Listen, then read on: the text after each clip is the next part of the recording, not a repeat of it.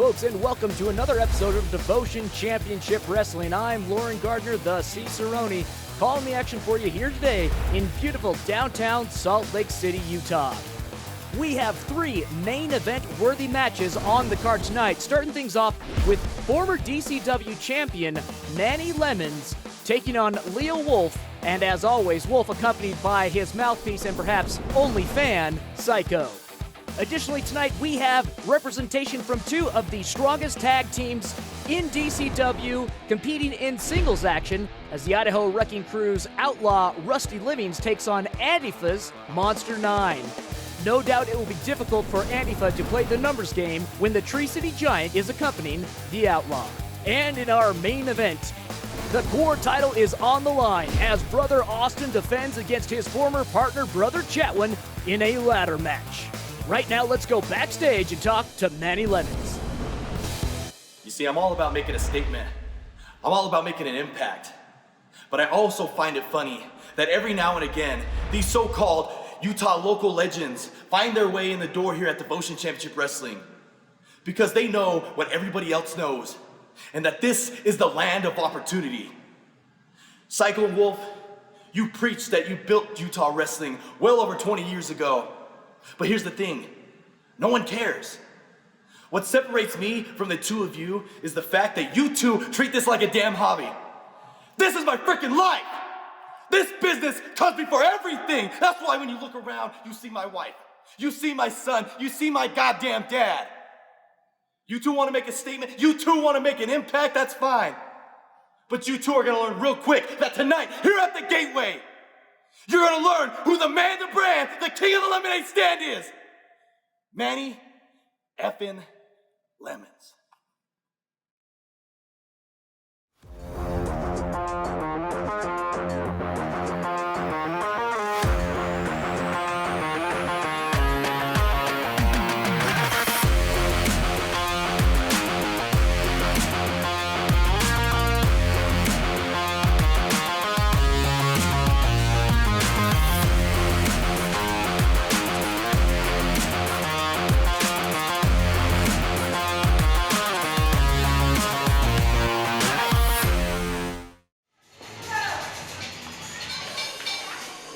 The bell is sounded and we are underway. Singles action here between Manny Lemons and Leo Wolf outside the ring. Of course, Leo Wolf's, I don't know what you'd call him, friend, Psycho.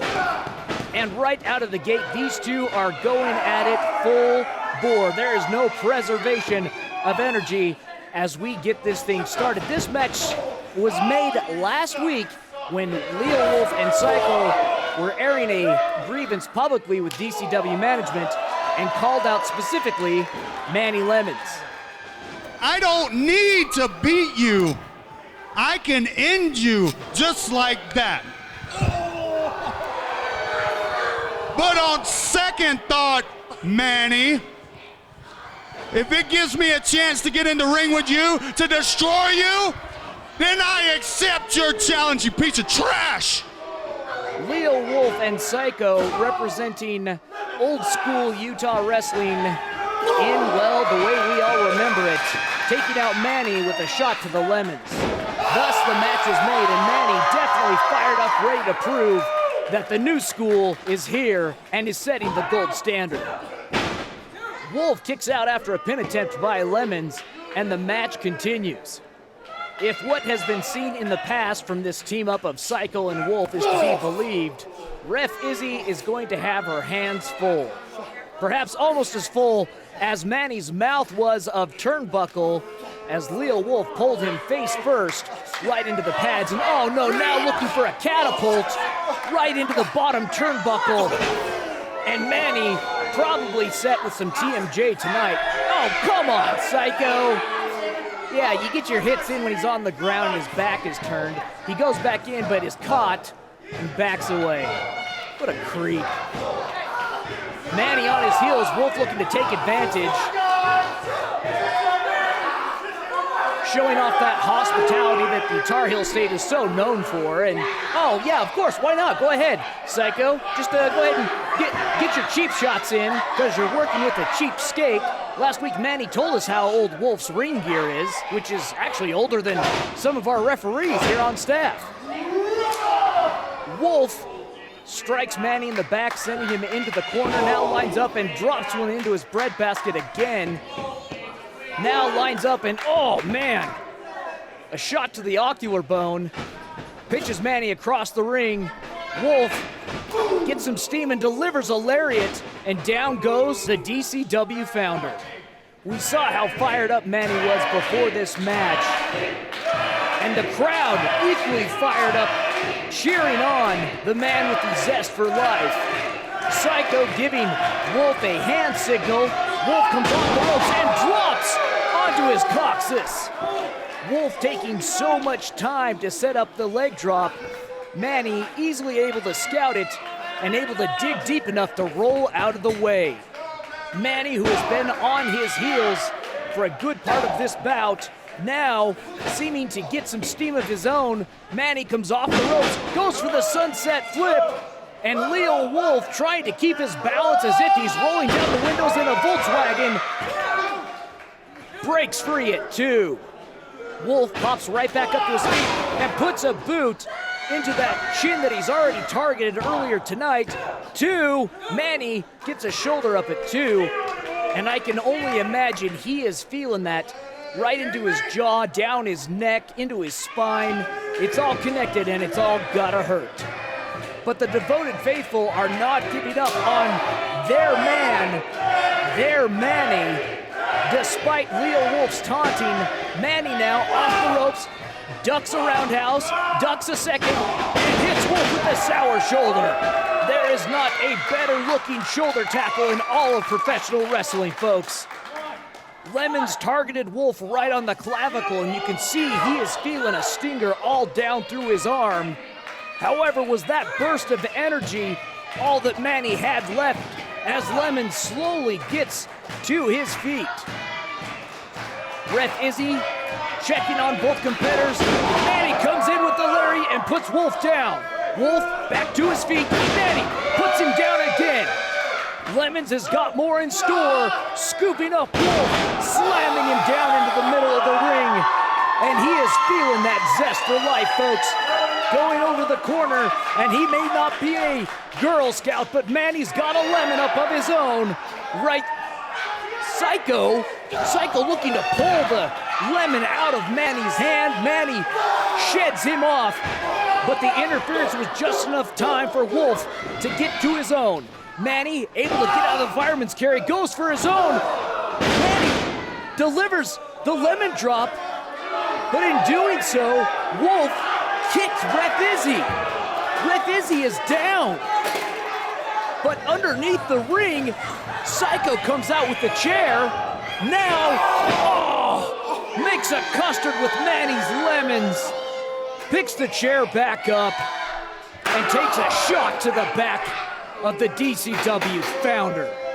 Ridiculous, absolutely ridiculous. Yeah, this is what it's about, folks. This is the old school Utah wrestling that Wolf and Psycho are so proud of.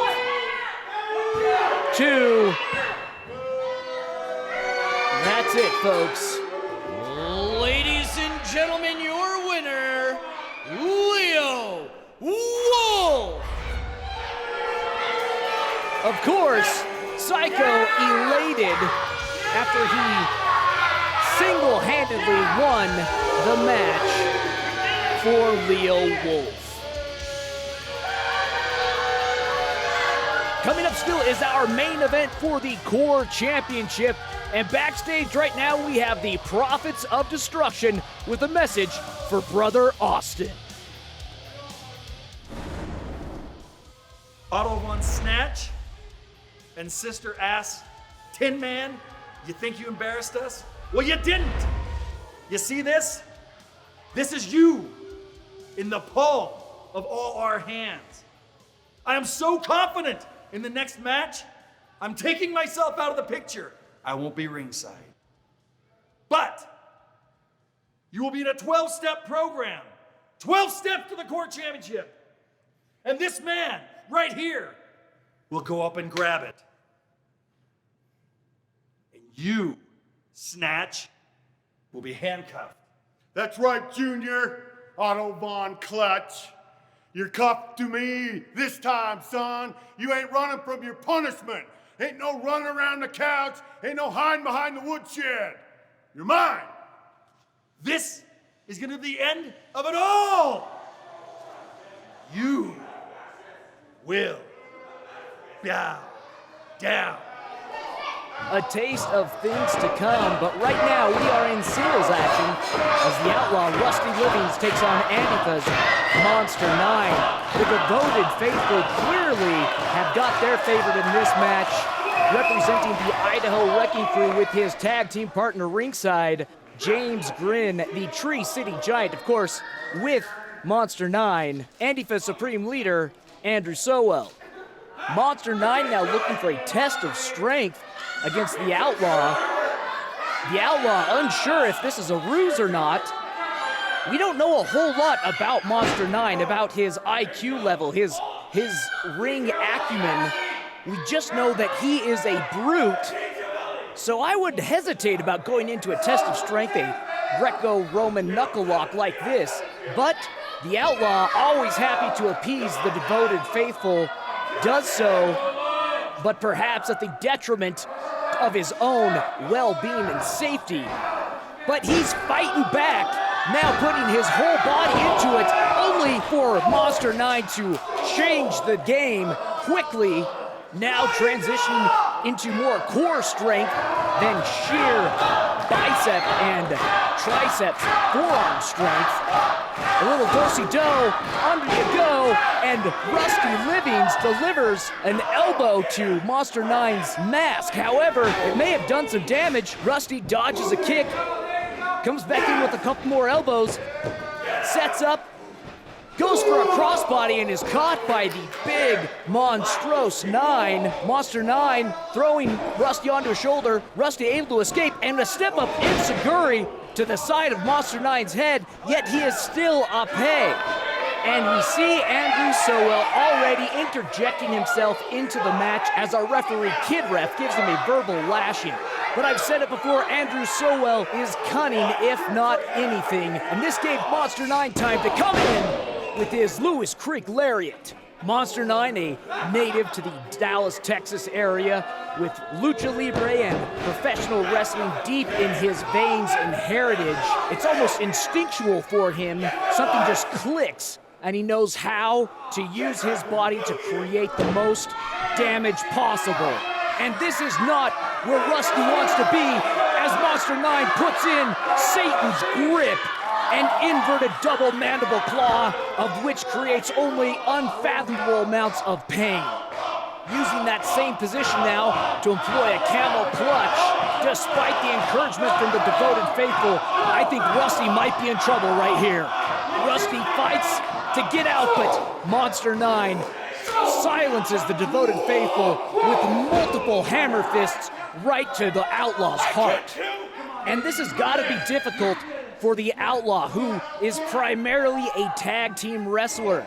Instinctually, he goes to that back corner because he's looking for a tag. That's how muscle memory works. But there is no tag in this case. He's stuck in the ring with the monster. However, he does have coaching from the Tree City Giant. Will it be enough to escape? Oh, a vice grip onto his skull. He counters and comes back with multiple punches to the chest of Monster 9, an elbow to the head, a quick side kick, and now a vicious chop across the solar plexus. Comes off the ropes, and a jumping knee puts down Monster 9. He goes for the cover, but kicks out at 2, and Monster 9 continues in this bout. Both competitors to their feet. Monster 9 steps up and delivers an elbow, and Rusty is looking to gain some common ground, stating that they're on the same team as masked competitors.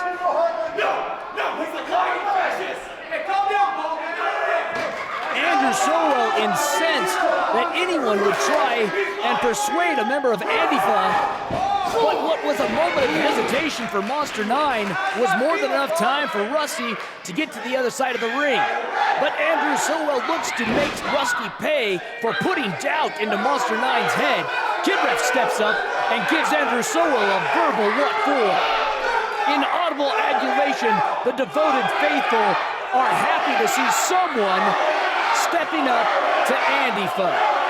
However, the Outlaw using Sowell's distraction against Monster 9. That's it, folks. Ladies and gentlemen, your winner, Outlaw Rusty Livings. With our main event still on the card, we throw backstage to Otto Von Clutch and Brother Austin. 4 months, brother. 4 months. You and your false prophets, you guys tortured me. You tortured us. You tased me, brother. Hey, bro, I think you tased him, but that's another story. Let's stay focused. You hit me with the good book. Good book. Brother, you threw everything away. We were tag team of the year. Not once, but twice. We were tag team champions. But you threw all of that away when you hit me with the good book. And now, we're gonna settle this in a ladder match. Right, brother. And every step I take closer on that ladder to my championship belt, it's gonna be further away from you and your false prophets. Tonight's the night. Tonight is the night, brother. That's it. It's over. Let's get out of here. Let's go. Let's go. Let's It's handle over. this. Let's handle this. Brother against brother and father bound to son, coming up next. My death rate.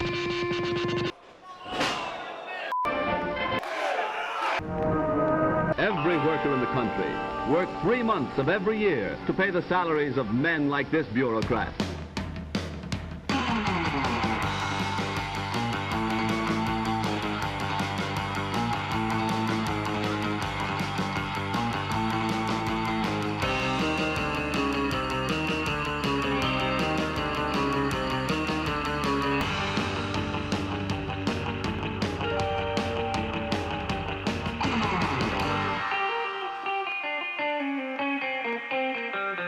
Let us now dedicate ourselves in a holy crusade from the mailed fist of centralized bureaucracy. And to the winner Goes all the glory. That's where we're fooling ourselves. Welcome back to our main event. Referee Ian has just bound Tombstone Judas and his son Otto Von Clutch at the wrist, and brother Austin and brother Chatwin go at it in the ring. Hanging above the ring is the Gore Championship belt, and it is up to these two competitors to subdue their opponent long enough they can grab a ladder, climb to the top, and retrieve the gold. Brother Austin in deep trouble as brother Chatwin hooks a leg and snap suplexes his former partner into the center of the mat. And now he leaves the ring to retrieve a ladder. As Otto Von Clutch and Tombstone Judas are bound together, the theory is that this will cancel each other out in interfering in the match. Only time will tell if that holds true or in theory or not. As brother Austin still shakes the cobwebs after that nasty snap suplex, brother Chatwin ascends the steps of the ladder. Brother Austin stops Chatwin short and puts his head right into the aluminum ladder. Chatwin rolls to the outside of the ring, and Tombstone Judas looks to interfere but is pulled off of the apron by his son Otto Von Clutch. Otto pushes brother Chatwin, and Chatwin now goes underneath the ring, and meanwhile, Austin is pulling out a, is that a board? A sheet of plywood. It is a sheet of plywood, and Chatwin is trying to introduce some chairs into the ring. At the same time, there is no disqualification in this bout. So anything goes, folks. Chatwin looks to deliver with a chair, but misses, gets a prayer chop instead. Now, Austin looks to throw Chatwin into the plywood, is stopped short. Chatwin takes his turn at it, is stopped short. Staying out of it. Austin gets a chair now, decides to put one in the gut, of his former partner, and now one right across his back. And Tombstone Judas is not happy about what's happening to his acolyte. Austin takes advantage of the felled former brother Smith, looks to grab on to the title, and is hit with a chair as Chatwin saw how close Austin was getting to the goal. As we heard earlier tonight, Matthew Robles, the MK Bandit, was so confident in the brother Chatwin that he wasn't even going to come out ringside this evening. I have to say I'm actually enjoying his absence, as I'm sure are all of the devoted faithful and, well, you at home. Chatwin, who has mounted the ladder into the corner across the ring, sets up and looks to whip Brother Austin. Brother Austin reverses and throws Chatwin into the ladder instead, and the ladder and the brother come down to the mat. Tombstone Judas gives his deacon some advice, and Otto Von Clutch pulls Judas back over out from any range of interfering, but Austin now right underneath the core title. Judas looks to pull the ladder, and Otto puts a stop to it right off the, oh goodness, a right cross from Judas puts Otto down. Brother Austin now looking to George Costanza kick Chatwin away, switches feet and gives his former partner a proper kick, but it's not enough to keep Chatwin down. Thus far, Otto and Tombstone canceling each other out perfectly from interfering in this match. Chatwin back to his feet. Austin comes back, but is met with an almost stunner. Instead, Austin looking for the prayer bottom. Chatwin fights out of it with a couple of elbows, now some knees, now a hammer fist to the back of the head. And while Austin is on punch-drunk legs, Chatwin grabs the chair and gives Austin a blessing with the laying on of steel. It's now Chatwin who is ascending the ladder. You can see how high up it is as Chatwin ascends the steps, getting closer and closer to the title. He's able to touch it now. Austin grabs Chatwin's leg and pulls him back and off down to the mat. Down at ground level, Austin looks heavenward with an eye single to that title, perhaps realizing that he needs to do more to keep Chatwin down, and he does it with the chair. With Chatwin now on the mat, Austin begins his ascent. Tombstone Judas, clearly aware of the danger that Chatwin is in, is barking orders at his apparatchik. Chatwin does get to his feet and goes to the other side of the ladder. Otto taking out 18 years worth of foregone child support in chops on his deadbeat dad. Both members of the erstwhile brother Smith nearing the top of the ladder, trading blows at the top. Tombstone looking to get involved. Otto again doing his job to pull him from the apron. A misbalanced jab to Austin's eye brings he and Chatwin off of the ladder. The devoted faithful looking to shore up brother Austin in this bout, cheering him on. Chatwin saves himself, and delivers a below-the-belt backhand to Austin's holiest of holies. A demoralizing shot that stopped Austin in his tracks. Chatwin now grabs a chair, and so too does Austin. The two seemingly to have the exact same idea. Both attack with stereo ricochets to their own cranium. Tombstone, who realizes the dire consequences, now enters the ring. The referee for this bout, Ian, jumps in, gets between the two, trying to... oh no! Referee Ian subject to dual earfuls of fist. And the fight continues in the ring as Otto Von Clutch and Tombstone Judas jockey for control of the ladder. Otto in position begins his ascent. Tombstone almost seemingly letting him ascend, only to pull him right down onto his back. And now it's ground and pound for the two of them as they tumble outside of the ring. Our VIP fans sitting front row are getting more than they bargained for, perhaps even more than you would get at a Jerry Springer taping, as father and son lay into each other with physical violence. Meanwhile, Brother Austin, Brother Chatwin dragging themselves to the ladder, looking to see who will be able to ascend first, who will be able to make it to the top, will prove that they are the better brother, that they are the true believer. And Tombstone Judas has just taken Otto Von Clutch into the back, perhaps looking to make Otto pick his own switch. And with the stakes high above the ring, the Brother Smith on either side of the ladder trade blows back and forth. A prayer chop to the top of Chatwin's head brings him off of the ladder. All Austin needs to do is pull the title down, and he will have successfully defended it against his rival. MK, it's Matthew Robles. What is he doing?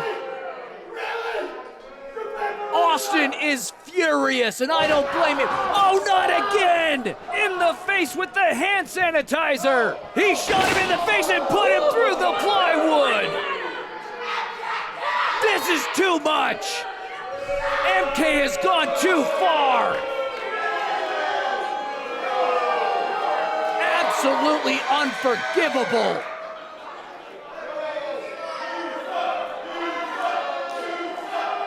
I have to agree with the devoted faithful. Come on! Austin is out. He is completely gone. MK now places the title across the felled waist of Brother Chatwin. Chatwin's equally out. And like the cockroach that he is, he scurries out of the lights. Come on. I guess that's it, folks. Ladies and gentlemen, your winner and new DCW Court Champion, Brother Chatwin. For all intents, constructions, and purposes, Brother Austin defended his title successfully. MK infected this match like the virus that he is. Oh, yes, of course. And now he comes in a changed set of clothes so that no one would know it was him. Truly unforgivable. Ending on a absolutely bitter note, folks. I'm Lauren Gardner, the Cicerone. On behalf of DCW, until next time, stay devoted. Now I will kill you.